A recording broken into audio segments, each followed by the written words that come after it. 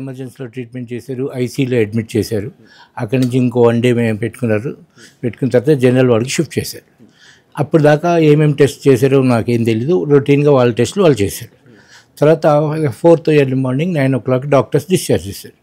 Sir నేను వెళ్ళిపోదామంటే వాళ్ళు అన్నారు లేదు బిల్లింగ్ సెక్షన్ వాళ్ళు అప్రూవల్ కావాలి, వాళ్ళు వచ్చిన తర్వాతనే మీరు డిశ్చార్జ్ అవ్వాలి అన్నారు. నేను బిల్లింగ్ సెక్షన్కి వెళ్ళాను.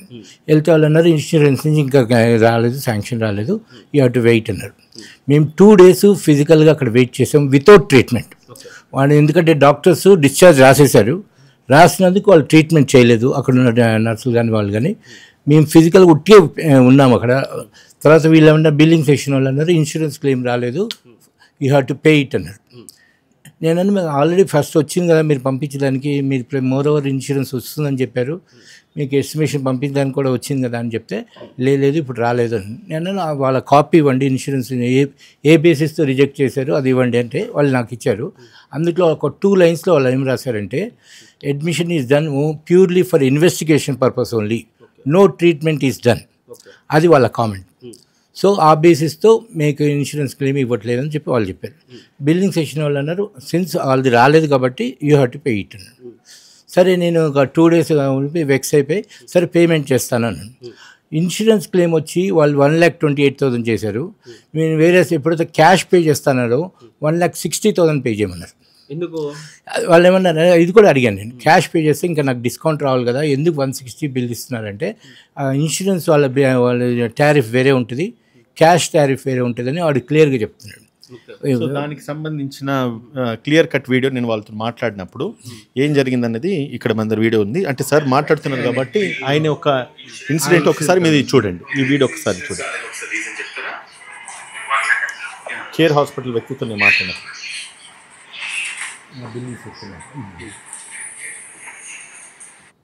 దాసరి రవితేజ్ అని చెప్పేసి 3rd నాట్ పేషెంట్ అడ్మిట్ అయితే 6th దాకా ఉన్నాడు. ఆయన బిల్ ఎందుకు రాలేదు, ఇన్సూరెన్స్ ఎందుకు రాలేదు, అని బిల్ ఎంత అయింది, ఎందుకు అయితే ఎవరు చెప్పిండు? ఏం డాక్యుమెంట్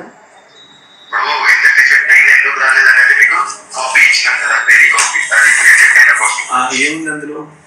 చూడండి సార్ మీ రికార్డ్స్ ఏముంది?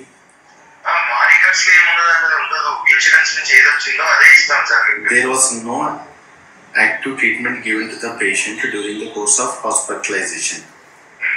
Okay.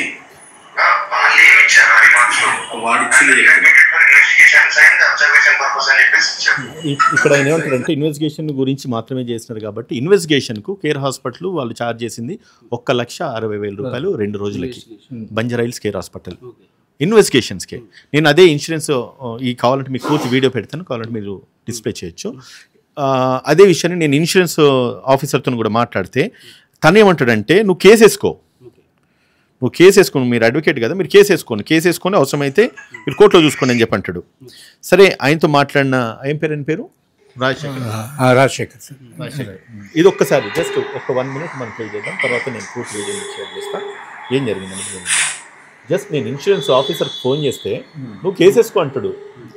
అట్లీస్ట్ సమాధానం చెప్పే రెస్పాన్సిబిలిటీ లేదా? యునైటెడ్ ఇండియా ఇన్సూరెన్స్ అంటే గవర్నమెంట్ ఇన్సూరెన్స్ కంపెనీ. నేను ఉదయకాంత్ అడ్వకేట్ మాట్లాడుతాను సార్. ఉదయకాంత్ అడ్వకేట్ అండి నేను. ఇది దాసరి రవితేజ ఒకటి క్లెయిమ్ పెట్టినారు కదా మన కేర్ హాస్పిటల్ నుంచి, అది ఎందుకు డిలే అయింది సార్? రిఫ్యూజ్ చేసినారు ఇంకా? నేను అడ్వకేట్ సార్. నేను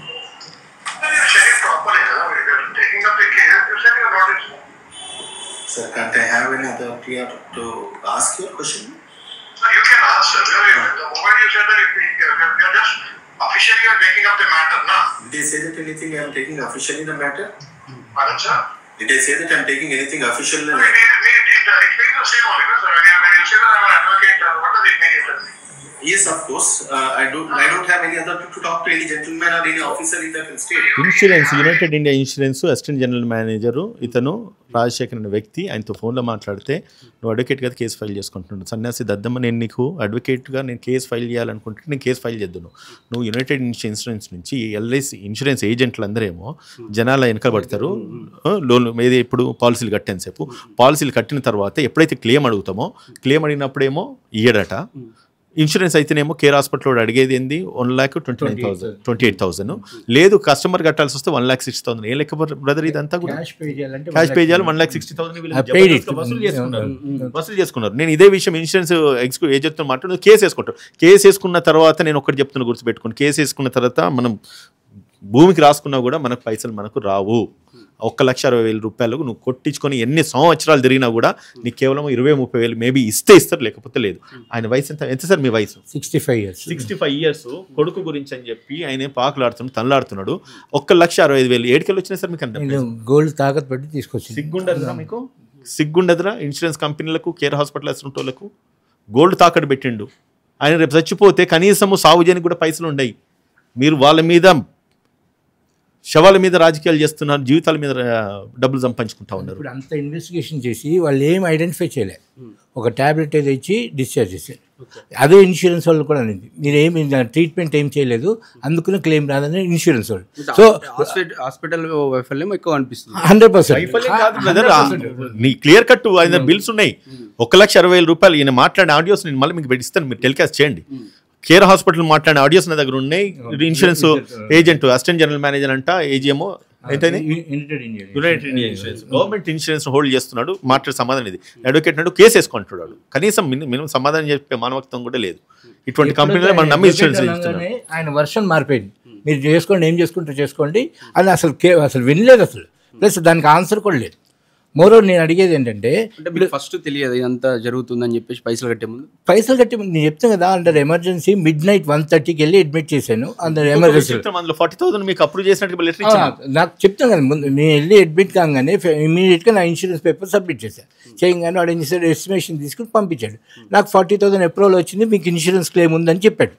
అక్కడ దాకా ఓకే. ఎందుకంటే నాకు మోరోవర్ నాకు అసలు ట్రీట్మెంట్ ఏం చేస్తున్నారో తెలియదు. వాళ్ళు ఐసీయూలో ఉన్నాడు, ఎమర్జెన్సీ నుంచి ఐసీయూకి వెళ్ళాడు. ఇన్ని ఇన్వెస్టిగేషన్స్ నియర్లీ ఒక 30-40 ఇన్వెస్టిగేషన్ చేసి అవుట్కమ్ ఏంటంటే ఏం లేదు. వాళ్ళు ఐడెంటిఫికేషన్ చేసింది ఏం లేదు. నేను కన్సర్న్ డాక్టర్తో కూడా మాట్లాడాను. ఆయన కూడా అంటే మా ప్రొసీజర్ మేము ఫాలో కానీ లేకపోతే డిశ్చార్జ్ అయ్యి వెళ్ళిపోండి.